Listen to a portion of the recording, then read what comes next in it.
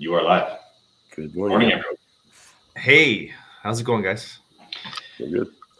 Michael, you're back. Yeah. European holiday. Yeah, it was a National Lampoon's European vacation. With all four kids and Claire and I managing them, going from we flew into Amsterdam and took a train to Berlin. Spent kind of split our time between the two cities, and we loved it. Yeah, I think we've done that, haven't we, Daniel, in the past? Do you remember we had 7 people in a minivan traveling around? I don't know why, that was madness. I don't know why I would do that to myself. I remember getting stuck in a parkade and having to take the air, deflate the tires and get all the kids on the back bumper to get out.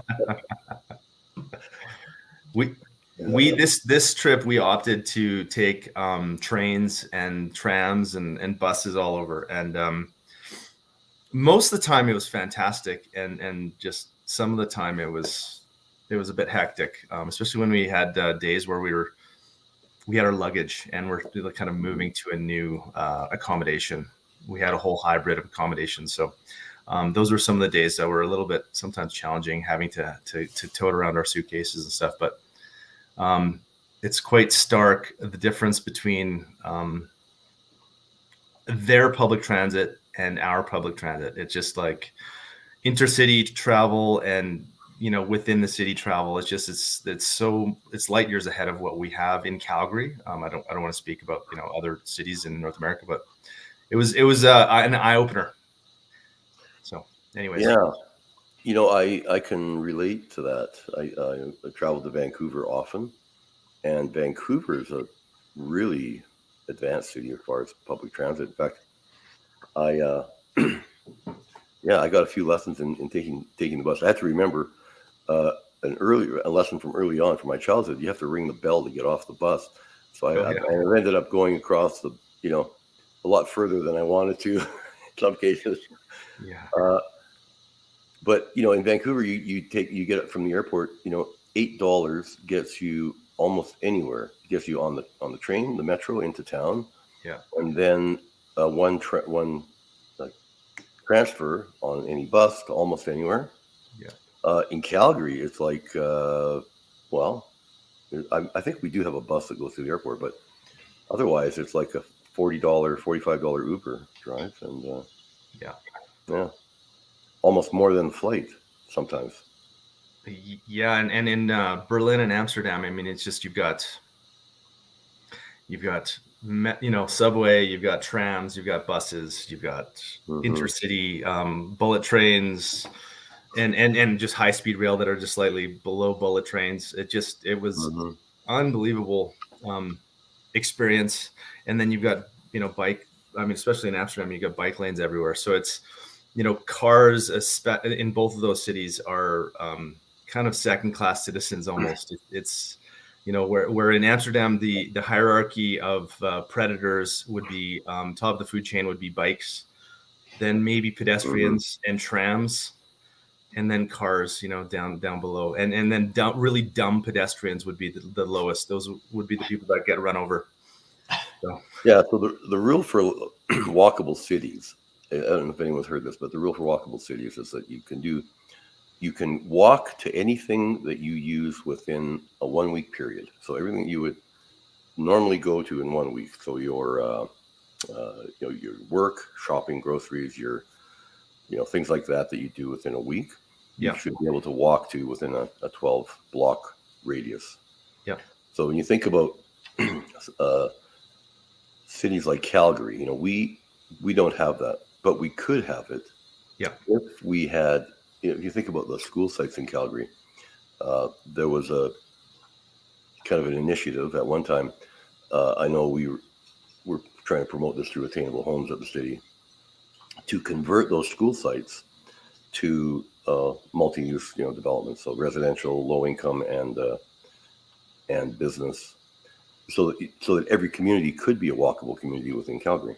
Yeah. And then you could use transit, like we were saying earlier that Vancouver, for example, you're better off.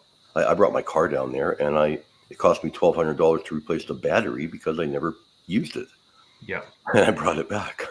Yeah. So it really does work in cities like Vancouver, but Calgary, we're not there yet. We have to densify some of the suburban communities.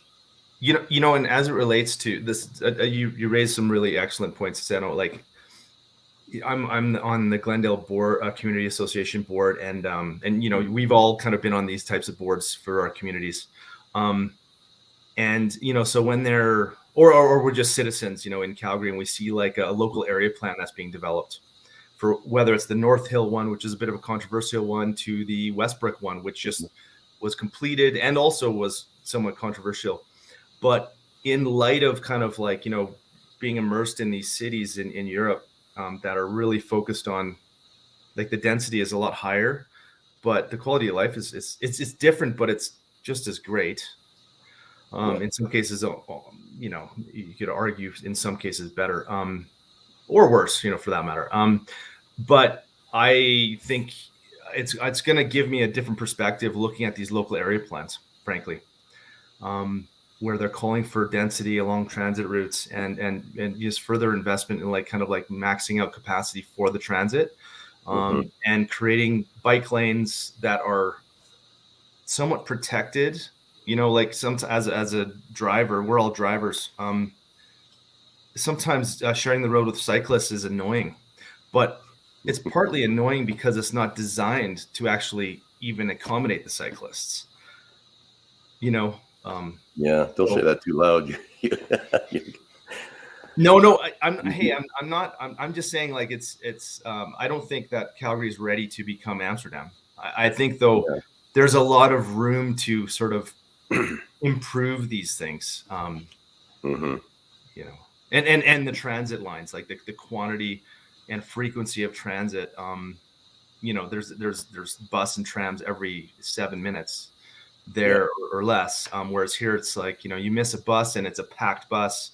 And my son takes the bus. He was commenting. He's like, if I miss a bus because it's packed, I'll have to wait 40 minutes for the next bus.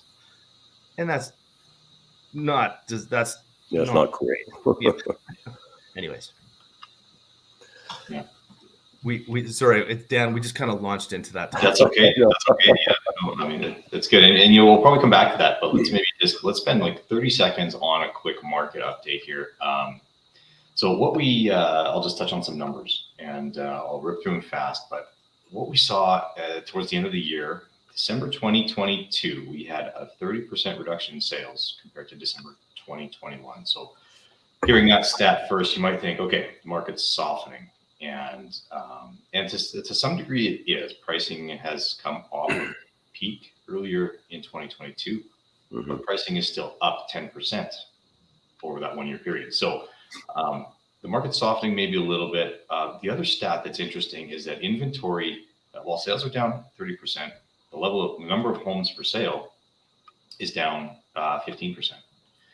And so those two numbers, I mean, they're not quite the same, obviously, but I think you combine those, and what we can look forward to in 2023 is probably, again, a fairly robust year. The number of homes available for sale in 2022 December was the lowest it's been in 12 years, at least.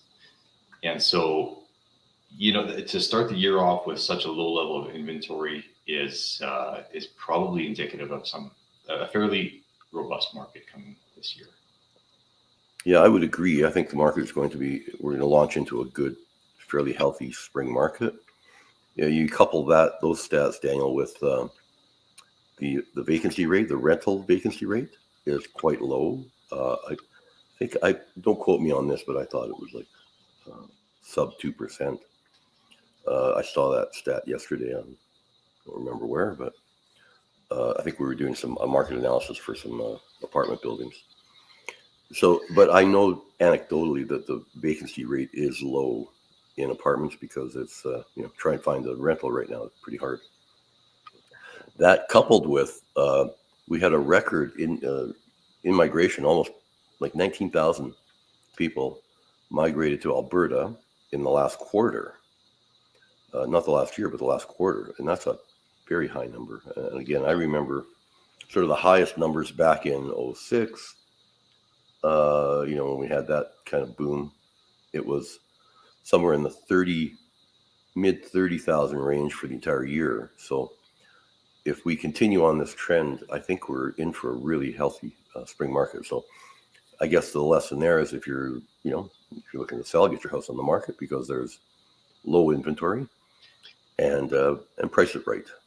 And a lot of buyers, right? I mean, those are, if you strip the numbers away and you have very little homes for sale and a lot of people moving to Alberta, and those two leading indicators are really basic fundamentals of the market. Low supply, high demand. And so that's going to drive the market this year. A question for you guys, for one of you. What market segments would be hotter than others? Would it be at the higher end, lower end, or kind of like, sort of like almost like, spread throughout? That's a great question. I don't know. I think that what's going to be really hot this year is those buyers, people moving to Alberta, moving to Calgary. I would expect most of them are going to be fairly well educated, fairly well off financially. But home prices here, the average home price today is in the $518,000 range.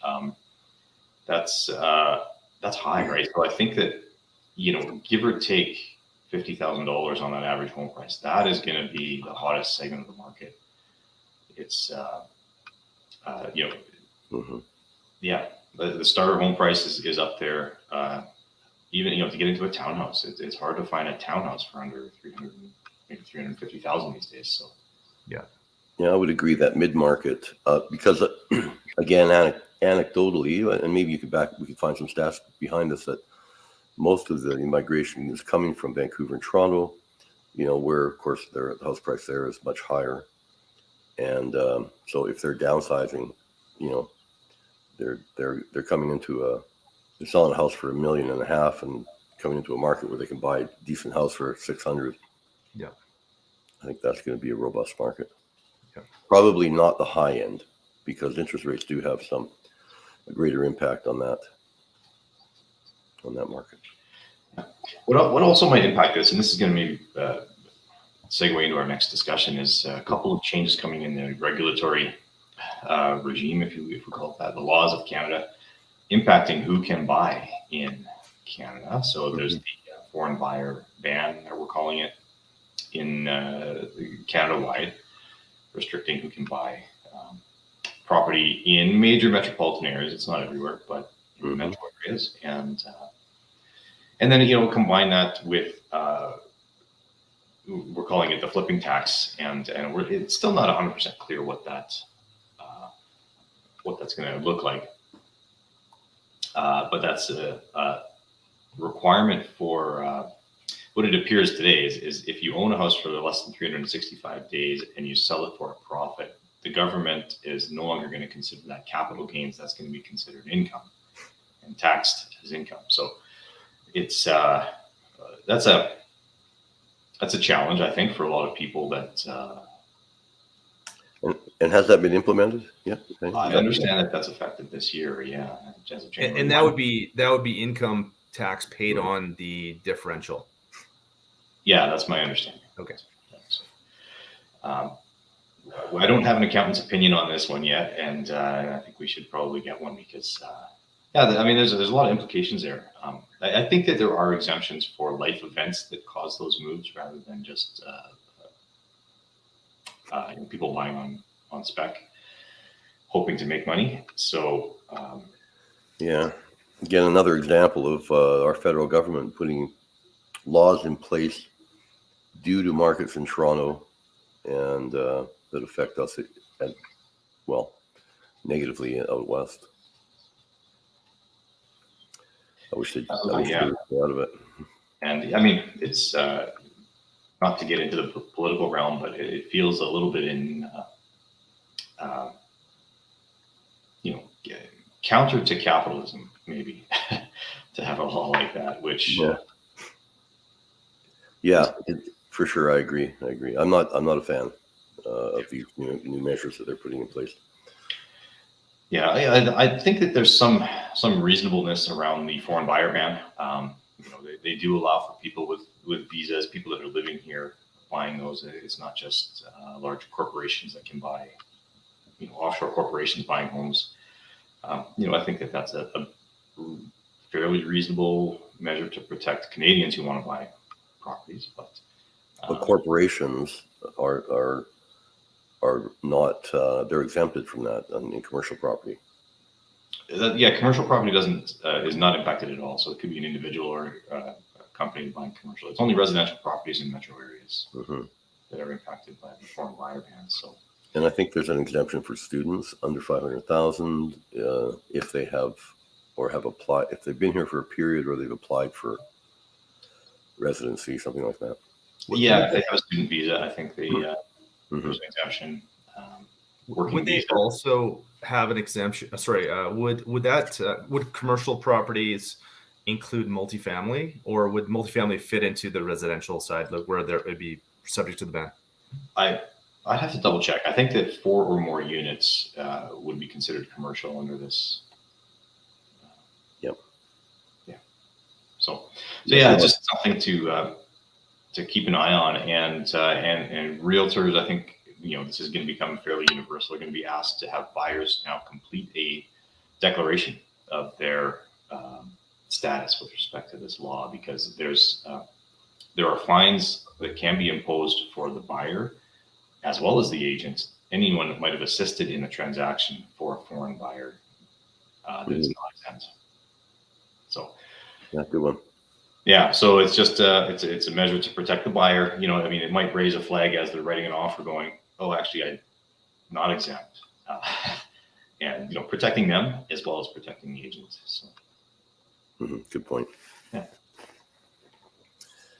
So that was fun, numbers and laws, but I think it's important though. It's current, it's topical, It's a big change. So it is, it is, and it's I would say for probably 80% of the folks out there, it's maybe a non-factor, but it's something to be aware of. Something that could be a factor for people out there, timing. So we talked a little bit about properties, the number of properties for sale, number of sales back in December. Here we are mid-January, and a lot of people are probably thinking about selling a home and timing for hitting the spring market. What is the best time to hit the market? Or, should we wait till March? Should we wait till February? Maybe April? How to get the best value, obviously. We sometimes see sale prices rise during a spring market. But there's changing dynamics in January, February, March, April, May. So, what are your thoughts on either the best time or the best, like, what are the indicators that you would look at to say now's the time?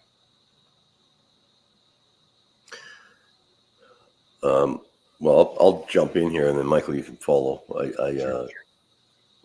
We typically have a graph that shows kind of number of sales versus number of listings, and I guess the best way to describe it is, you want to get it on the market before everybody else gets their house on the market. People typically wait, so there's gravity towards putting your house on when sort of the leaves come out on the trees, which in this area is around May, I guess. April, May almost.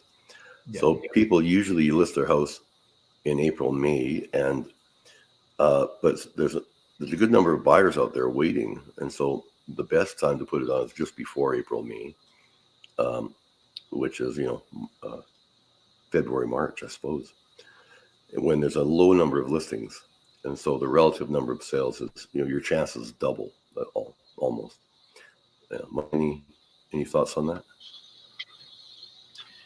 Yeah, I think it's a fine balance, because a lot of times the numbers aren't reported until the end of the month, so you wouldn't, I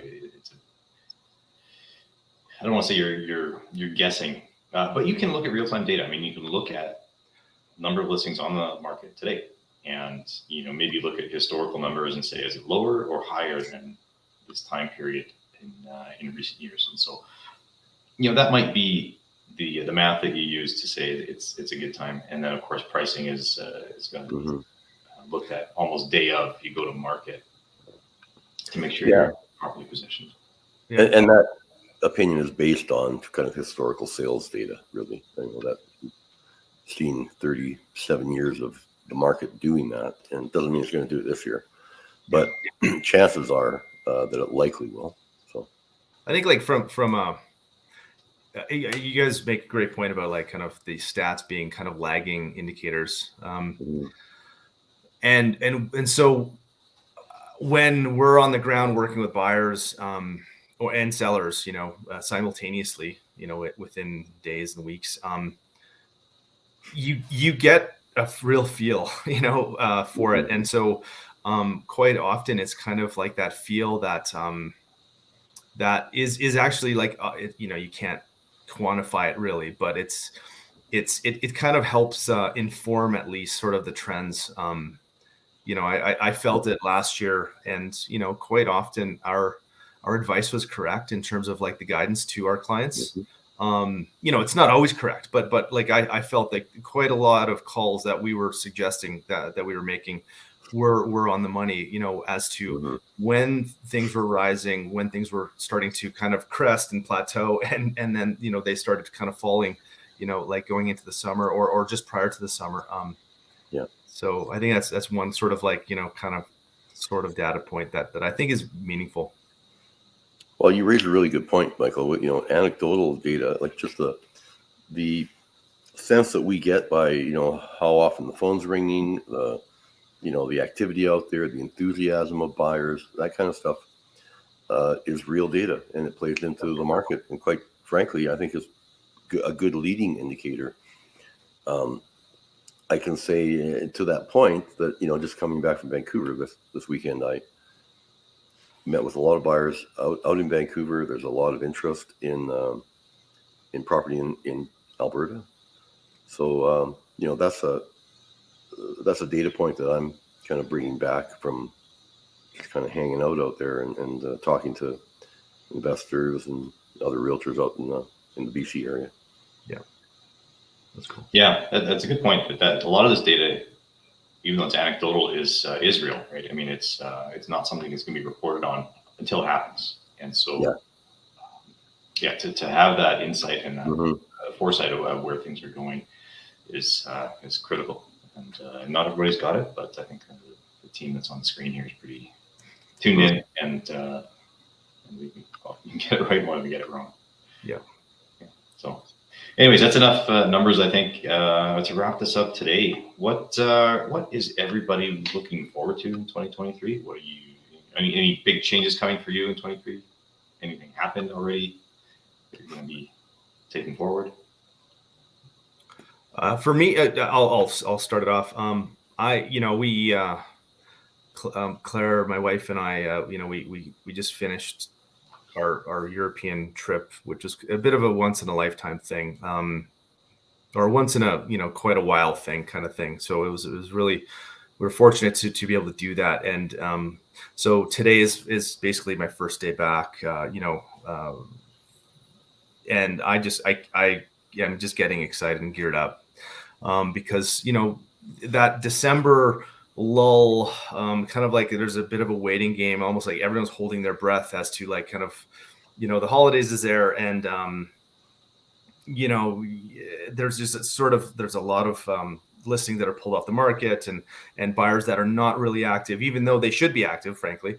And listings should be out there, because sometimes it's surprising that that's a good time. But it's, I'm feeling a lot of excitement just to kind of get kicking ass this year. So yeah, I'm just optimistic about the market.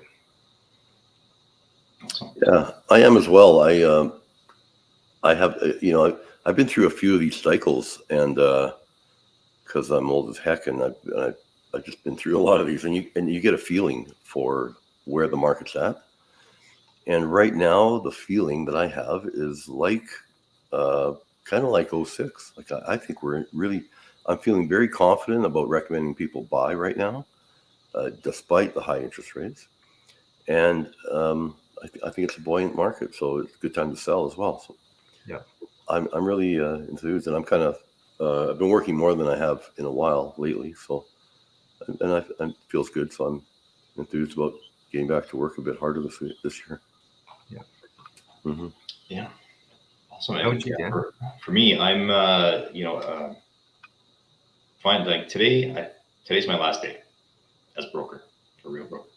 So I'm it's been a long road. The last, I think, signed up, or we first started talking about this in January 2 years ago, and so it's been a long road of a lot of work and some awesome, working with some awesome people, having some awesome new opportunities, and really looking forward to trying to capitalize on those opportunities now that we've all built this up to something.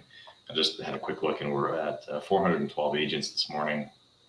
Just in Alberta. Just in Alberta, yeah. So starting with 1 on June 1st, 2021. And so that's, Mm-hmm.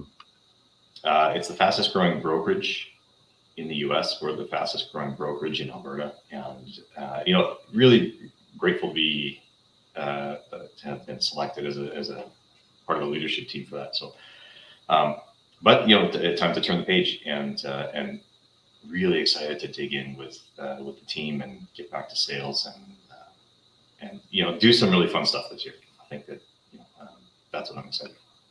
Yeah, that's cool. Sounds Well, great. hey Dan, you did a great job, man. Yeah, commendable. Yeah. Well, thank you. Yeah, and we might just be talking to ourselves here, but thank you. Yeah, it's cool, and I know that the new guys coming on are going to do a great job of taking it forward. So. Nice. Yeah, it is exciting to get back into sales from the brokerage role. I'm sure. Yeah. I mean, it's they're related, right? But it's like I don't know what a good analogy, but it's if you're maybe it's like you have to stand at the till and do retail. That's kind of the sales side, and then go in the back office and manage, right? And then it's to try and do both at the same time is you just always feel like there's more balls in the air than there should be. And so I'm really kind of excited to focus back on one aspect of the business. Yeah, good stuff. So, okay. Well, Thanks everyone for tuning in, and Michael and Dad, thanks for spending some time here this morning. And we'll Thank you. All right. Thanks, Dan. Thanks, guys. Okay. See you all. See ya. Bye.